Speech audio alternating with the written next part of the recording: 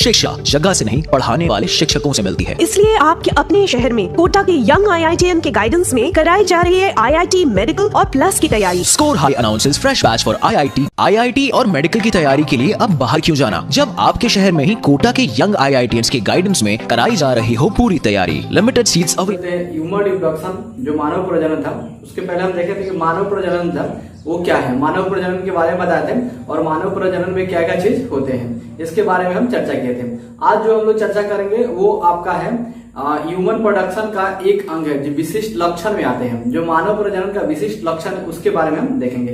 तो मानव प्रजनन का जो विशिष्ट लक्षण होते हैं वो कैसे होते हैं, तो मानव प्रजनन का जो विशिष्ट लक्षण होता है वो निम्नलिखित प्रकार से होते हैं। जैसे होता क्या है कि लिंग होता है, तो लिंग के बारे में जानते हैं कि कौन सा लिंग क्या है, किस तरह से लिंग होता है। तो ये आपका विशिष्ट लक्षण में कुछ आते हैं जो आपको निम्न प्रकार से होते हैं। हम आपको दिखाते हैं, देखिए इस तरह से जो आपका मानव विशेष लक्षण होता है जो आपको ऐसा देखने को मिल रहा है यहाँ पर। तो इस तरह से क्या होता है, आपको लिंग जो होते हैं भिन्न होते हैं। ये आपको समझ में आ रहा है कि लिंग जो होते हैं क्या होते हैं, आपका भिन्न होते हैं। और यहाँ से लैंगिक जो द्विरूपता होती है, लैंगिक जो द्विरूपता होती है यहाँ से, तो यहाँ से क्या हो जाते हैं कि बाह्य लक्षण में विभिन्नता वो लैंगिक अंगों के कारण वो अवस्था जब प्राथमिक जनन अंग क्रियात्मक बन जाते हैं तो यौनावस्था कहलाती है। बात करते हैं कि जब वो आपका प्राथमिक स्तर पर बात अगर आता है तो यौनावस्था क्या होती है, तो यौनावस्था में आ जाता है कि भिन्न आपका तो लिंग होते हैं, लिंग जो होते हैं आपके भिन्न प्रकार से होते हैं। लेकिन बात करते हैं कि वो अवस्था जब प्राथमिक जनन अंग क्रियात्मक बन जाता है, वह अवस्था जो क्या बनता है कि प्राथमिक अंग जो होता है वो क्रियात्मक बन जाता है। यानी वह अवस्था आपको बोलना है जब प्राथमिक जनन अंग होता है वो क्रियात्मक बन जाते हैं। और क्रियात्मक जब बन जाते हैं तो वो क्या कहलाते हैं, यौना अवस्था कहलाते हैं, यानी यौना आरंभ कहेंगे हम लोग उसको, यौना अवस्था कहते हैं। कब, जब वो अवस्था प्राथमिक अवस्था में बन जाते हैं तब हम उसे क्या कहेंगे, आपका यौना अवस्था कहेंगे। ठीक है, इस तरह से आपको यौना अवस्था में आता है। पूर्ण लैंगिक परिपक्वता धीरे धीरे प्राप्त होती है। जो पूर्ण लैंगिक परिपक्वता होती है वो क्या होती है, धीरे धीरे प्राप्त होती है। इसके साथ ही इसके बाद सहायक जनन अंग विकसित होकर वह क्रियाशील बन जाते हैं। जो सहायक अंग होता है वो विकसित हो जाता है और साथ में क्रियाशील भी बन जाते हैं। जो आपको आता है कि ये अगर बात करते हैं जो विशिष्ट लक्षण के अगर आता है क्रियाशील बन जाते हैं तो होता क्या है कि इस तरह से उसकी अवस्था बदल जाते हैं। अवस्था में जो होते हैं परिवर्तन होने लगते हैं। तो अवस्था में परिवर्तन होने लगते हैं तो किसके कारण होते हैं, तो सब आपको लिंग के ही तहत होते हैं। अब बात करते हैं यहाँ पर कि प्रजनन जो होते हैं वो पूरे वर्ष पर जो वर्ष होते हैं वर्ष सतत पर आ सकता है। यानी प्रजनन जो होते हैं पूरे वर्ष होता है, पूरे साल पूरे वर्ष भर सतत रह सकता है। अतः मानव अऋतु प्रजननशील प्राणी है। जो होते हैं अऋतु प्रजननशील प्राणी है, कौन, तो मानव होते हैं। ठीक है, अब बात करते हैं यहाँ से आगे कि स्ट्रस या कालिक लैंगिक जो उत्तेजना जो अन्य स्तनीय मादाओं में पाई जाती है वो मानव में नहीं पाई जाती है। और मादाएं प्रथम ऋतुस्राव या रजो दर्शन के रजनोवृत्ति या ऋतुस्राव के बंद होने तक प्रजननशील रहती है। जो मादाएं होती है वो प्रथम ऋतुस्राव या रजो दर्शन से रजनोवृत्ति या ऋतुस्राव के बंद होने तक प्रजननशील रहती है। मादाओं में लगभग 28 दिवसीय रज चक्र होता है। जो मादाओं में होता है वो 28 दिवसीय चक्र होता है। ठीक है, इस दौरान लगभग मध्य भाग में अंडोत्सर्ग क्रिया होती है। नर में प्राथमिक लैंगिक यज्ञ या वृषण उदर के बाद त्वचा का कोष्ठ में जिसे भ्रूण कोष, जैसे हम लोग वृषण कोष भ्रूण कोष बोलते हैं, में लटक जाते हैं। नर का एक सामान्य मूत्र जनन वाहिनी जबकि मादाओं में मूत्र एवं जनन कोशिका पृथक होती है। डिंब वाहिनी में तुम्बिका जो एम्पुला होते हैं भाग में आंतरिक निषेचन की क्रिया संपन्न होती है। मादा के गर्भाशय के भीतर भ्रूण का विकास होता है। यह संकलन रहकर विशिष्ट रचना आवरण प्राप्त करता है और साथ ही मादाओं द्वारा पूर्ण विकसित शिशु का विकास किया जाता है। यह परिघटना जारयुज कहलाती है। मादा शिशु के दुग्ध पर पोषण प्राप्त करता है। पैतृक रक्षण का काल लंबा होता है। इस तरह से आपका विशिष्ट लक्षण होता है। जो आपको विषय अभी आपका इस तरह से आपका विशिष्ट लक्षण होता है। तो विशिष्ट लक्षण में आप इतना लिख दीजिएगा तो आप सबको 5 नंबर के मिलेगा। विशिष्ट लक्षण क्या है, ह्यूमन रिप्रोडक्शन जो होता है, मादा प्रजनन जो होता है, मादा प्रजनन के विशिष्ट लक्षण बताइए। तो आप इस तरह से जो आपकी बताएं आप इस तरह से उसको नोट कर सकते हैं। ठीक है, चलिए तो अब बात करते हैं पुरुष का जनन तंत्र जो था, ह्यूमन मेल रिप्रोडक्टिव सिस्टम। हम लोग ह्यूमन मेल रिप्रोडक्टिव सिस्टम के बारे में देखते हैं जो पुरुष का जनन तंत्र है। तो पुरुष का जनन तंत्र जो होता है आपको किस तरह से लिखना है, तो अभी आपको बताना है कि पुरुष का जनन तंत्र होता है लैंगिक अंग व सहायक ग्रंथि युक्त होता है। यह शुक्राणुओं की उत्पत्ति, संग्रह, पोषण एवं संवहन में विशिष्ट रखता है। यह श्रेणी क्षेत्र में स्थित होता है जो आपको प्लेविक बोलते हैं। नर जनन तंत्र में 2 वृषण कोष, अनेक शुक्र वाहिकाएँ, 2 अधिवृषण शुक्रवाहक, 2 शुक्राशय, 2 स्खलन वाहिनियाँ, प्रोस्टेट ग्रंथि, मूत्रमार्ग, 2 काउपर की ग्रंथियाँ एवं शिश्न युक्त होता है। शुक्राशय, प्रोस्टेट ग्रंथि एवं काउपर ग्रंथि की सहायक जनन ग्रंथियाँ होती हैं। स्कोट्रम तथा शिश्न बाह्य लैंगिक अंग होते हैं और यह सहायक अंग होते हैं। केवल वृषण ही प्राथमिक लैंगिक अंग का जनक होता है। तो इस तरह से आपको बता दिएगा।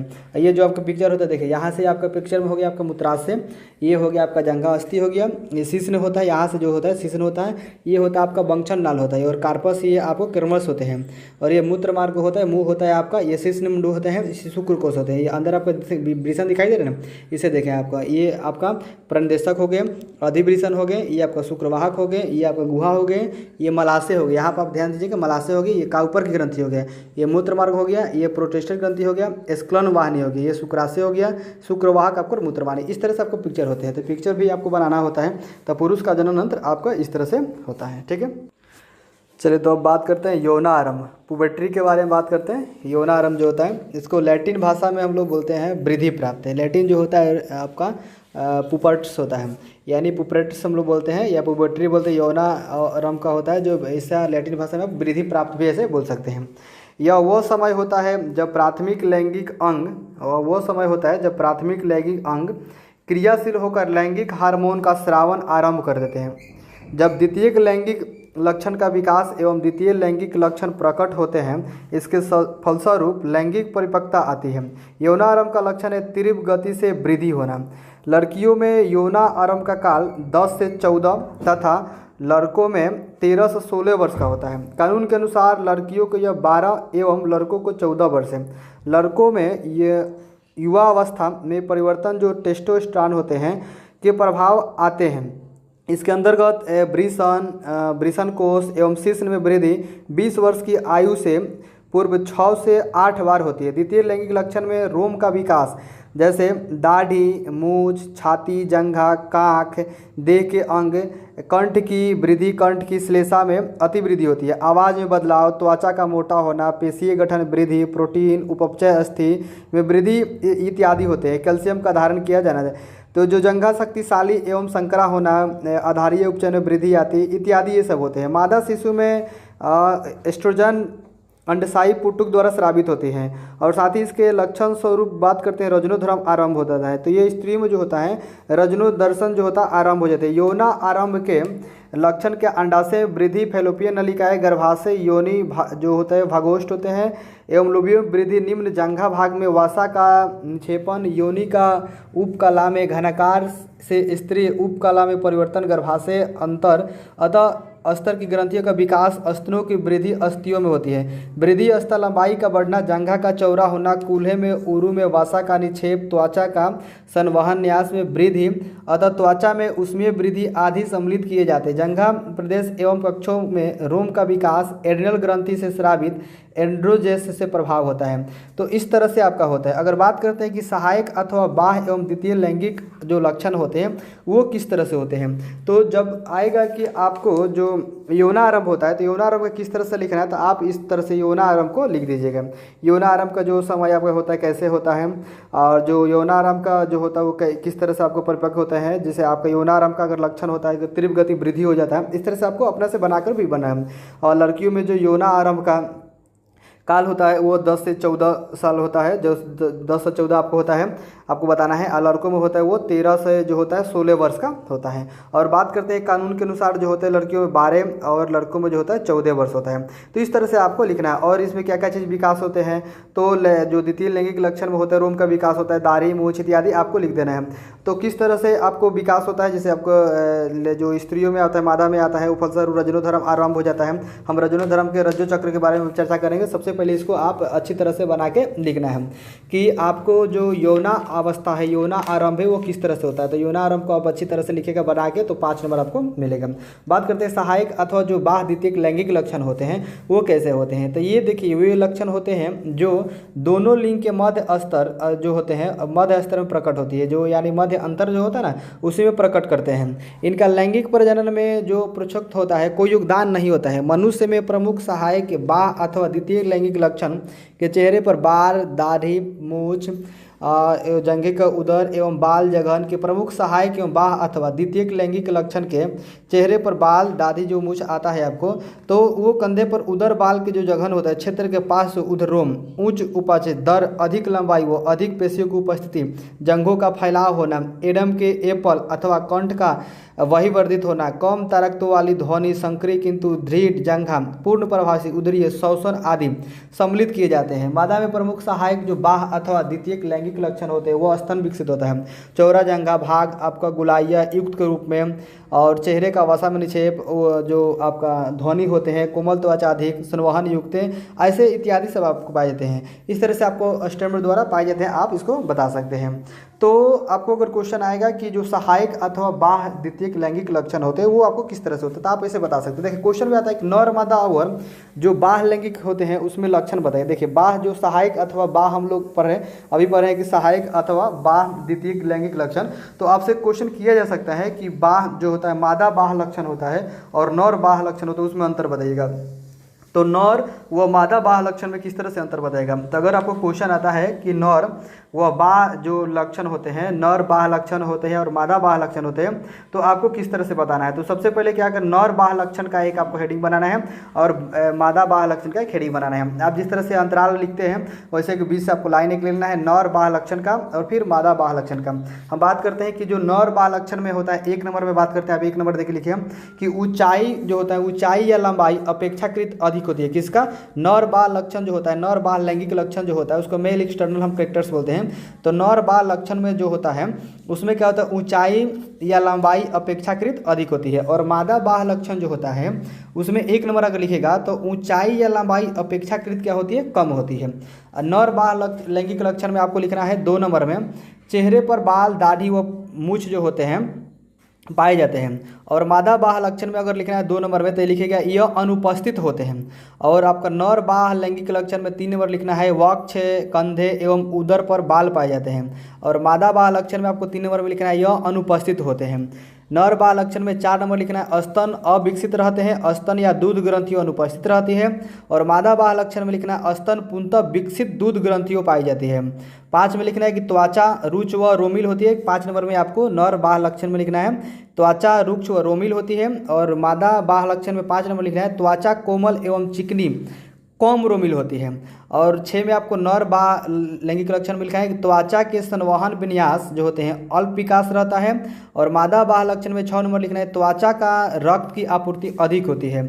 7 में लिखना है आपको नर बाह्य लक्षण में कि कंठ एवं एडम जो होते हैं एप्पल की वृद्धि स्पष्ट करती है। और मादा बाह्य लक्षण में आपको लिखना है कि कंठ की स्पष्ट वृद्धि दिखाई नहीं देती है। और इसमें आपको 8 नंबर में लिखना है नर बाह्य लक्षण में कि देह की रेखा गोलियों जो होते हैं युक्त नहीं होती है। और इसमें लिखना है कि देह की जो रेखा गोलियों युक्त पाई जाती है। इसमें आपको लिखना है 9 नंबर में देह अधिक पेशीय होती है। और इसमें आपको लिखना है देह कम पेशीय होती है। फिर इसमें 10 में लिखना है कि जंघा प्रदेश संकरा होता है। फिर इसमें आपको बताना है कि जंघा प्रदेश चौड़ा होता है। और इसमें नर बाह्य लैंगिक लक्षण में बताना है कि उरु जो नितंब चेहरे होते हैं वासा का निरपेक्ष कम होता है। और इसमें बताना है कि वासा का निरपेक्ष आपका चेहरे अधिक होता है। नर बाह्य लैंगिक लक्षण में कंधे चौड़े होते हैं और इसमें आपका संकरे होते हैं। मादा लैंगिक बताना है कि जो कंधे होते हैं संकरे होते हैं। और नर बाह्य लैंगिक लक्षण बताना ध्वनि का तारत्व कम होता है। मादा बाह्य लक्षण होता है कि ध्वनि का तारत्व अधिक रहता है। इसमें नर बाह्य लैंगिक लक्षण होते हैं आधारीय उपचाई दर उच्च होती है। और इसमें आपका मादा में बताना है कि आधारीय उपचाई दर कम होती है। फिर इसमें बताना है कि शोषण जो होते हैं नर बाह्य लक्षण में शोषण पूर्ण प्रभावी उदरीय होते हैं। और मादा लक्षण में बताना है कि शोषण पूर्ण प्रभावी वक्षीय होते हैं। तो इसमें उदरीय होते हैं और इसमें वक्षीय होते हैं। तो इस तरह से आपको बताना है नर बाह्य लैंगिक लक्षण में आएगा तो और मादा बाह्य लैंगिक लक्षण में आएगा तो इस तरह से आपका नर का भी हो जाएगा और मादा का भी लैंगिक हो जाएगा। ये सबसे इंपॉर्टेंट है, आपको अच्छी तरह से इसको लिख के याद भी करना है। अपने अगर लैंग्वेज में लिखते तो और बढ़िया, अपनी भाषा में इसको बना के लिखेगा। हम अपनी अपनी भाषा में इसको बताए हैं और सरल बताए हैं कि आपको याद हो जाएगा, छोटे छोटे करके लिखवा दिए हैं आपको कि अच्छी तरह से आप याद कर लीजिएगा। समझ में आया। अब इसके बाद हम चलेंगे बात करते हैं प्रजनन तंत्र की। प्रजनन तंत्र में क्या होता है कि देह के घटक एवं अंगों का परस्पर संबंधित एवं एक दूसरे पर निर्भर समुच्चय है जो लैंगिक जनन में भाग लेता है। मनुष्य में नर व मादा में भिन्न भिन्न प्रकार के लैंगिक प्रजनन तंत्र पाए जाते हैं। ये दो प्रकार के होते हैं, लैंगिक अंग होता है और एक में आपका होता है कि प्राथमिक द्वितीयक से बने होते हैं। मनुष्य में नर व मादा दूसरे से बाह्य लक्षण द्वारा पहुंचाते हैं जिन्हें सहायक अथवा बाह्य लक्षण भी कहते हैं। तो प्रजनन तंत्र जो होता है वो देह घटक के अंग के परस्पर से संबंधित रहता है। इस तरह से आपको बताना है जो लैंगिक प्रजनन का एक भाग होता है। और इस तरह से आपको दो होते बता देना है कि प्राथमिक एवं जो द्वितीयक होते हैं, एक होते प्राथमिक और द्वितीय अंग से बने होते हैं। ठीक है, इसे बाह्य लक्षण हम लोग कहते हैं। देखिए आपको मेन जो पॉइंट है हमको पढ़ेंगे प्राथमिक लैंगिक अंग पढ़ेंगे, उसको प्राइमरी सेक्स ओरिजिन से बोलते हैं। तो यहाँ पर सबसे ज़्यादा हमको ध्यान देना है कि जो प्राइमरी सेक्स ओरिजिन है वो किस तरह से आपका है। तो इसके बारे में अगर आपको आता है डिफिनेशन तो किस तरह से लिखेगा। सबसे पहले हम प्राथमिक लैंगिक अंग के बारे में पहले जान लेते हैं। प्राथमिक लैंगिक अंग जो होते हैं, प्राथमिक लैंगिक अंग वे जनन अंग होते हैं जो युग्मक को उत्पन्न करते हैं, जिन्हें हम लोग क्या कहते हैं, जनद कहते हैं। लैटिन भाषा में आप उसे गोनज कहते हैं, बीज भी कहते हैं। जनद में जनन कोशिकाएं होती है जो विभाजित एवं परिपक्व होकर युग्मक में रूपांतरित होती है। नर में प्राथमिक जनन अंग वृषण कहलाते हैं जबकि मादा में अंडाशय कहलाते हैं। ठीक है, तो आपको बताना है कि नर में जो होता है प्राथमिक जनन अंग होता है वो वृषण कहलाते हैं और मादा में जो होते हैं अंडाशय कहलाते हैं। ठीक है, जनदों की क्रिया विधि का नियंत्रण होता है वो पीयूष ग्रंथि के अग्रपिंड से स्रावित हार्मोन्स एफएसएच एवं एलएसएच द्वारा किए थे। एफएसएच और एलएसएच के बारे में बताते हैं। तो इसमें क्या होता है, नर की शुक्र ग्रंथि या वृषण शुक्राणुओं एवं जो आपका हार्मोन होते हैं और टेस्टोस्टेरोन होते हैं वो उत्पादन करते हैं। ठीक है, तो इसमें आपका वृषण शुक्राणुओं में जो हार्मोन और टेस्टोस्टेरोन होता है वो उत्पादन करती है। यह हार्मोन द्वितीयक लैंगिक अंग सहायक नर ग्रंथि एवं बाह्य लक्षण जो होता है, बाह्य लक्षण का निर्माण में सहायक होता है, रख रखाव जो होता है उसमें सहायक होता है। साथ ही बात करते हैं कि मादा के अंडाशय अंड एवं हार्मोन एस्ट्रोजन जो द्वितीयक लैंगिक अंग सहायक होता है। ठीक है, रज्जु चक्र के एक अंश का विकास एवं रख रखाव का उत्पादन करते हैं। ग्रेफिन्यूट का जो कार्पेल्यू सिस्टम होता है फटने को प्रोजेस्टेरॉन रज चक्र के वंश पर का नियंत्रण करता है। और साथ ही जो युग्मक का रोपण एवं अवल का विकास होता है वो रिलैक्सिन गर्भाधान के अंतराल होता है, यानी गर्भ धारण के वो अंतिम चरण में होता है। गर्भ की जो वृद्धि एवं जघन संधान है वो शिथिल हेतु होती श्रावित करता है, यानी आपको जो रिलैक्सिंग गर्भधारण के अंतिम जो चरण होता है उस तरह से होता है मादा अंडाशय के एस्ट्रोजन से होता है। अब बात करते हैं जो प्राथमिक ये आपका प्राथमिक लैंगिक हो, तो प्राथमिक लैंगिक के अंतर्गत इतने आता है। तो आपको प्राथमिक लैंगिक अंग के बारे में अगर आएगा कि प्राइमरी जो सेक्स ओरिजिन है वो आपका किस तरह से होता है तो आपको इतना बता देना है।